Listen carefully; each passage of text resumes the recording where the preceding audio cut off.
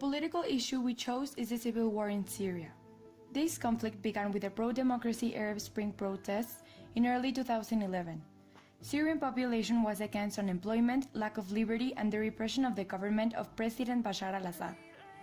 As the uprising opposition spread, the repression of the government intensified, provoking opposition supporters to arm themselves, first as in self-defense and then to expel the security forces from their regions.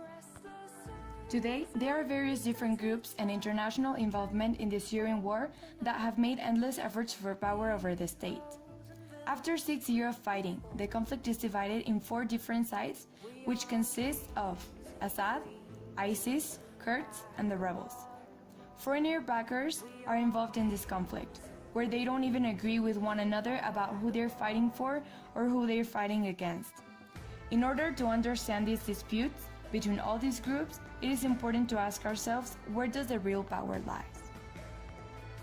Some background information. Hafez al-Assad died in 2000. Then his son Bashar al-Assad took power. Initially, Bashar al-Assad brought a change in the orientation of the repressive regime of the last decades. Political liberalization that in theory went to put an end to the state of emergency in force in Syria since 1963, and created a rule of law that recognized the freedom of assembly, press and expression, and the full political participation of civil society. However, the few reforms that were carried out were revoked, remaining in Syria the framework of the autocratic model of previous decades.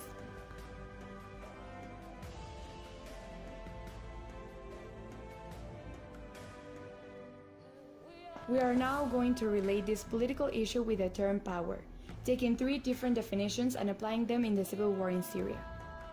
Number 1. Robert Dawes. Power as a type of relationship in respect of capability and control. In his book A Preface to Democratic Theory, Dawes calls power a type of relationship in respect of capability and control. Take a very simple example. There are 2 parties, A and B. If A, Syrian government, possesses the capability to control B, Syrian citizens, then it will be assumed that A, Syrian government, has the power. So power involves a successful attempt to do something which he would not do otherwise. Also, in the political sciences, power can be classified in 2, power over and power to.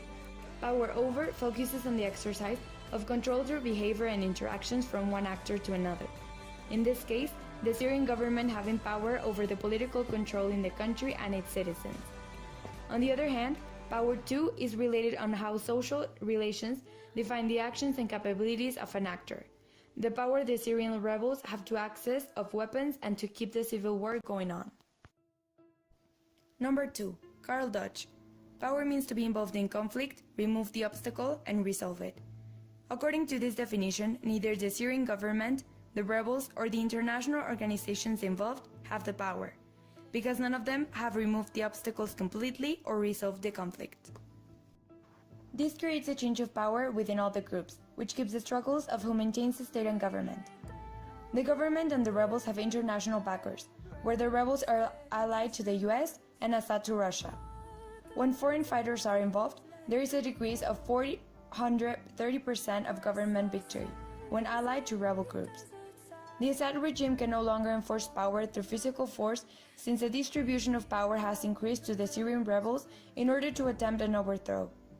It is through the US personnel-based resources that groups are trained to fight and operate successfully. However, Assad still holds more power than the rebels due to Russia's political and military aid. International backers play an important role in the distribution of power. Concluding, power, either as a relationship of capability and control, as the involvement in a conflict, or as the participation of international actors, is what has kept Bashar al-Assad's regime and the civil war continuing.